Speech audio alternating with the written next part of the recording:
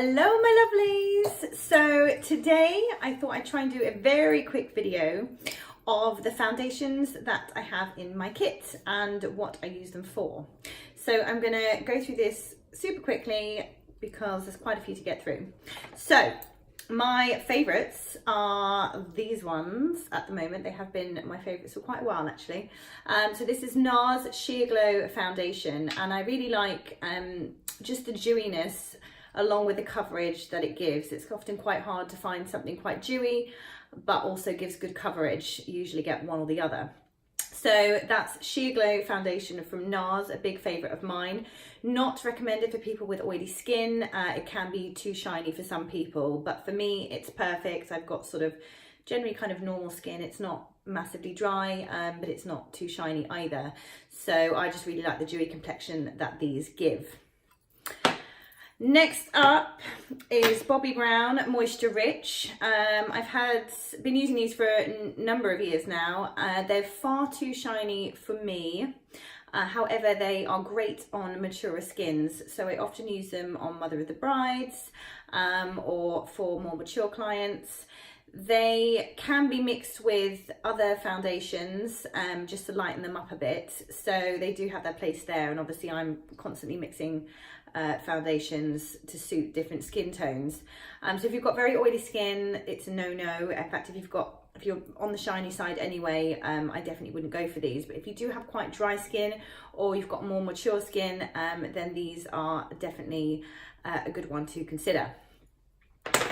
Next up we have MAC. This is the face and body lotion from MAC. I absolutely love this. I've been using it literally for about 9 years, and I've only ever bought it in one shade, which is C6, because what I use it for is darkening up other foundations. I find that I think this has got a bit more of a green pigment than a lot of other darker foundations, which can come out quite orangey. So this is good to sort of slowly bring up or lightly bring up any lighter foundations, and it's also good if you've got fake tan as well. As the name suggests, it's face and body, so it's designed to be used on your body as well as your face, which you can imagine obviously means how fluid it is. So it's a good kind of staple to have in the kit. You probably could wear it on its own, although I do find it a little too shiny because it is very, very watery, but it just depends what kind of look that you like. On the opposite end of the spectrum, I was trying out Illamasqua's foundations, and I came across this one here, which is their skin base foundation, and it's in the lightest shade that they do. And this has turned out to be the lightest shade that I can find, or I have found as of yet, across all foundations that I've been trying out. And it's great if you've got really pale skin and really porcelain skin, because normally even the lightest foundations in most brands are quite yellowy, so they still don't sit right, whereas this is literally whitest that you can get. So if you've got very pale skin and you're struggling to match up your foundations to your skin tone, then I definitely give this a go, and that's the Illamasqua Skin Base Foundation. I've also been trying out the Rich Liquid Foundation as well. I haven't managed to give this a proper test really, because I've only got it in this colour, which is very, very dark. So I've really been kind of mixing it in with other foundations, but it is definitely a little bit softer than this one. It's a little bit lighter. It provides very, very good coverage, probably quite similar to Estee Lauder Double Wear actually. So Illamasqua do some nice foundations. Bobbi Brown sticks. Now I'm not a huge fan of these. I've actually got this Pro palette from Bobbi Brown, and as you can see, it's a little bit broken. This is where the foundations sit. So I have used them, but I've used them more I've used them for contouring really, and then concealers sit in there as well, which are quite useful, although they are quite cakey, so they're not too light. So basically these sticks are what's in here. This actually colour's not bad if you're quite pale. This is again the palest one that they do. It's Alabaster, it's 00. It's just a little bit cakey. but you know, could be used as a eye primer, could be used as a concealer under the eyes, or you could just mix this with a little bit of moisturizer just to lighten it up. I guess it's quite convenient having it in a handy stick, but it's not my favorite. Okay, next up, Studio Sculpt from MAC. I have been using this for years and I often team it with the Face and Body. So MAC have got Studio Fix, which is a little bit lighter than this, and Studio Sculpt is the strongest one coverage wise that they do. So I get the best of both worlds really by just buying these two products instead of three, and I can mix the two together. So it does provide good coverage. If you've got quite dry skin, you'll need to mix it in with a bit of moisturizer, or it probably wouldn't be the foundation for you to use. But it's always in my kit and it's a favorite of mine.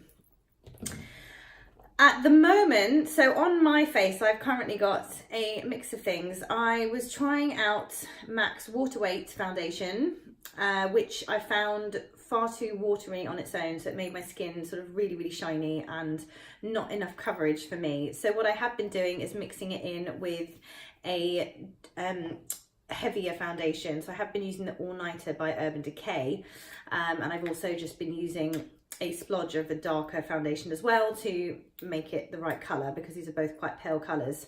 So that is a great way if you've got a foundation that's a bit too heavy but you don't want to waste it. You can always get either a tinted moisturiser or a more fluid foundation and mix it in, or alternatively you can just mix some moisturiser in with it as well. So I mean, I do like this because it gives a nice, it keeps the makeup on. Even if I mix it with something a little bit stronger, it still gives that dewiness. So it does have its place. It's actually not in my kit. It's one I keep at home at the moment because I'm still kind of trialing it, but not on its own, but I do like it mixed in with other foundations. All Nighter kind of does what it says on the tin. It's full coverage. I do like it, especially for nights out.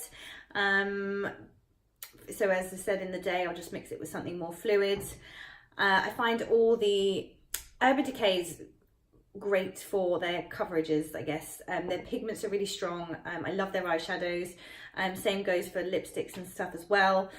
So I guess the foundations kind of go on that way as well. And they've got this Weightless Ultra Definition Liquid Makeup, which is a little bit more fluid. But again, I haven't managed to test this one properly because it is a too dark colour for me to kind of use on its own. But generally as a whole, Urban Decay's a nice brand. I do like using them. Yeah, I'm a big fan of All Nighter, especially for more coverage and nights out. Moving on to these. So we've got BB creams. These are from Bobbi Brown. I find BB creams all kind of much of a muchness. So they provide a bit more coverage than tinted moisturiser, but quite a bit less than sort of more heavy duty foundations. So I always use these on holiday. These have got an SPF of 35 in, which is great. All foundations that you wear every day should have an SPF in. Even if the sun's not out, there are harmful rays and we don't want to age quicker than we need to. So this is great for me for holiday. It means I can essentially protect myself against the rays, but also hide me blemishes as well. I also use it not just for the daytime, but for the evening on holiday, because I find that other foundations are quite chalky on my skin, especially you get quite a bit of redness anyway from the sun coming through late at night, that the foundations just don't sit well at all. So something like a BB cream would be great, or even perhaps like a tinted moisturiser. And in the tinted moisturiser department, I've got these ones which are from NARS, SPF of 30, Pure Radiant Tinted Moisturiser.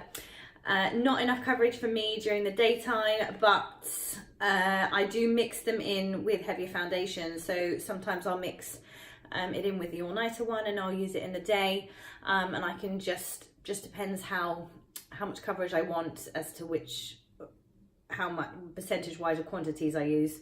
So they do have their place, they are useful. This one's Seychelles, medium to dark 2, and this one's Finland, which is light 1. As I said, I always recommend having 2 shades, 2 shades lighter than your skin, 2 shades darker, and you can mix accordingly and cover yourself all year round for all weathers. Another one, which was actually given to me recently by my sister, Next to Nothing face colour. She doesn't wear a lot of makeup, she hardly wears makeup at all, and this was even too little coverage for her. But again, what I've been doing with this is mixing this in with something like All Nighter, or even MAC Studio Sculpt or something like that, which just makes this sort of less harsh and also provides a little bit of colour. But to be honest with you, I'd probably prefer to buy this one here if I was going to go to MAC. So I'd go with the Water Weight Foundation as opposed to this one. And this has got an SPF, and I don't think this one does. So not great. Another one from NARS, again, Natural Radiant Longwear Foundation. Could do with a bit of a shake. But yeah, just a little bit thicker. It's a nice foundation. Again, I haven't properly tested it because it's a bit too pale on its own for my skin tone, so I've had to mix it in with others. But generally speaking, I really do like NARS as a brand, but definitely the winner overall for me and my skin tone is the NARS Sheer Glow. So I hope you found that helpful. I think I've covered everything. There are a few more bits and bobs, but I don't want to overload you. But just some pointers. If you've got any questions, then I am here to help. So please do get in touch. All right, thanks.